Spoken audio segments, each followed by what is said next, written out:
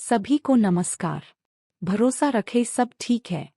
यह 24 दिसंबर 2024 को श्री एश मुफारेह के संदेश का सारांश है।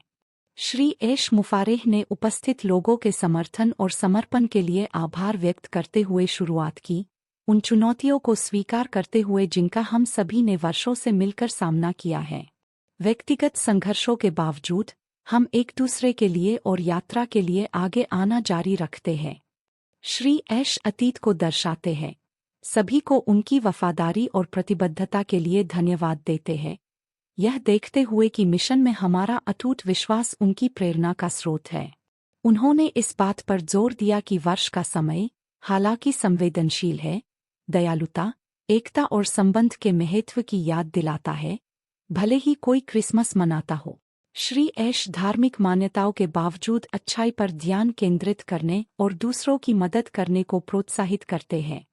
2018 में शुरू हुई यात्रा को याद करते हुए श्री एश गलत लोगों पर भरोसा करने जैसी गलतियों को स्वीकार करते हैं और मानते हैं कि रास्ता मूल रूप से योजना के अनुसार नहीं चला है।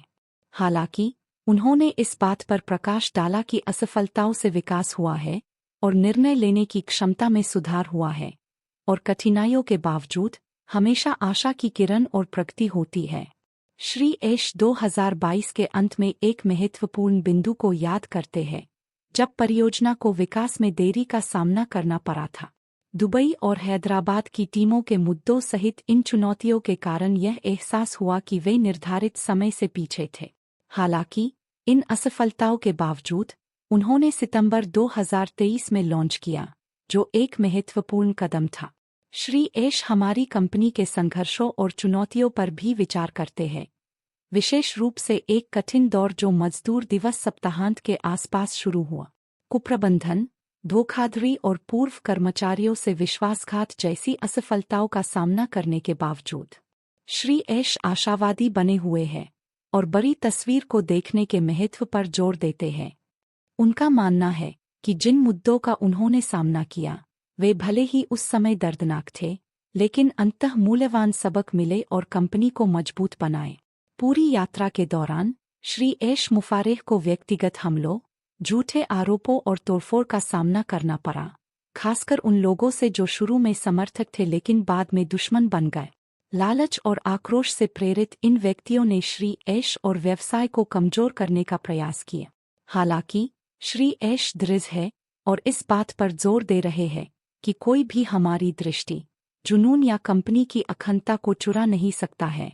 हम एक बड़े उद्देश्य के लिए लड़ना जारी रखते हैं और सकारात्मक वैश्विक प्रभाव डालने के लिए प्रतिबद्ध हैं, भले ही हमें व्यक्तिगत रूप से वित्तीय रूप से कभी लाभ न हुआ हो।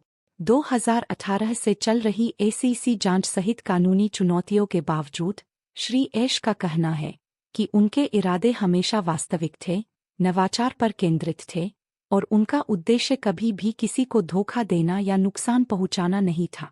उन्होंने विपरीत परिस्थितियों का सामना करते हुए भी पारदर्शिता, सत्यनिष्ठा और जिस चीज में वे विश्वास करते हैं उसके लिए लड़ने के महत्व पर जोर दिया। श्री एश बुराई और भ्रष्टाचार की उपस्थिति को स्वीकार करते हैं, लेकिन विश्वास व्यक्त करते हैं कि हमारा मिशन सफल होगा।